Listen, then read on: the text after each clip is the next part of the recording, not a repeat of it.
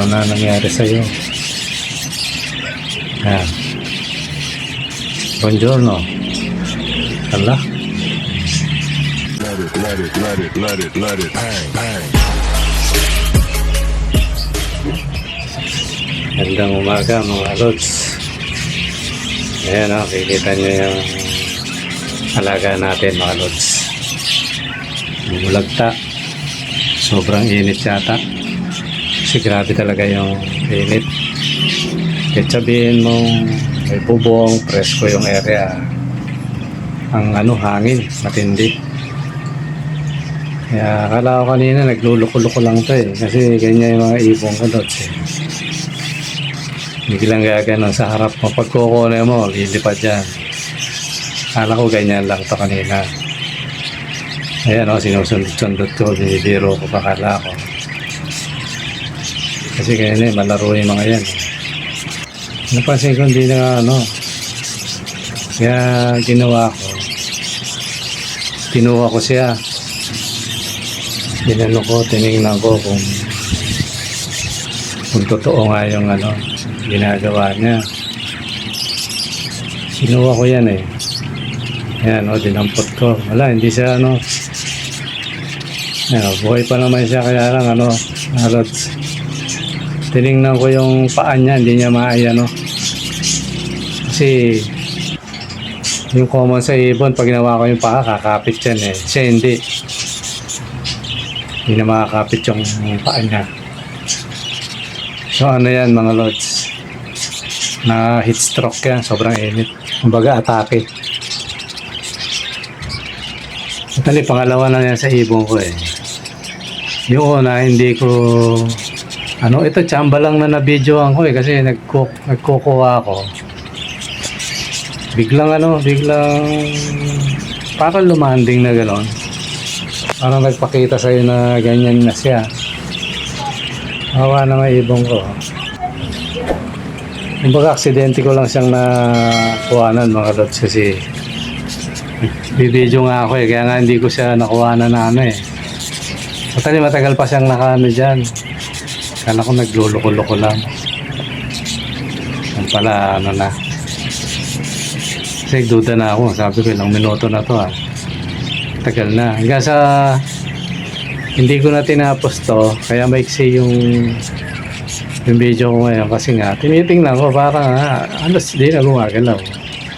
Kaya makita nyo kanina sinusundot ko. Hindi man lang lumilipad. Ayun mga lods. Kaya nakaligtaan kong although hindi maiwasan minsan yan, nakaligtaan kong dapat talaga pag ganyang sobrang init, alternate every 3 days may sila. Kahit alternate yung tubig pangligo nila mga rods. Na yata ilang araw nang hindi ko sila nalalagyan ng ganyan, kasi parang tao rin yan. Yung tao ganyan din eh. Kailangan pag naramdaman mo yun kasi may katawan mo, hila-hilamos ka, malamig na tubig sa kaming gripo, limpo, lagay mo sa ulo. Yan ang turo ng doktor eh. Kasi itong mga ibon, ko pang laban nila dito tubig lang eh. Nakakaligtaan kung lagyan ilang araw na, kasi ang kasi yung kulungan, baka pag lagi mabulok eh, pala may epekto naman sa kanila. Kaya siguro maglalagay ako ng lagi ng tubig dyan. Pag nabulok, doblein ko na lang yung ilalim mga lods. Kawawa ibon eh. Parang rin, kahit ibon lang rin.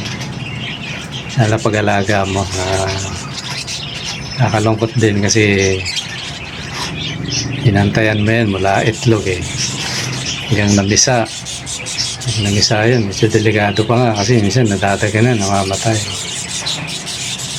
Kapag ganyan nakita mo malaki na, biglang hindi maiwasan. Kaya lang nakakalungkot.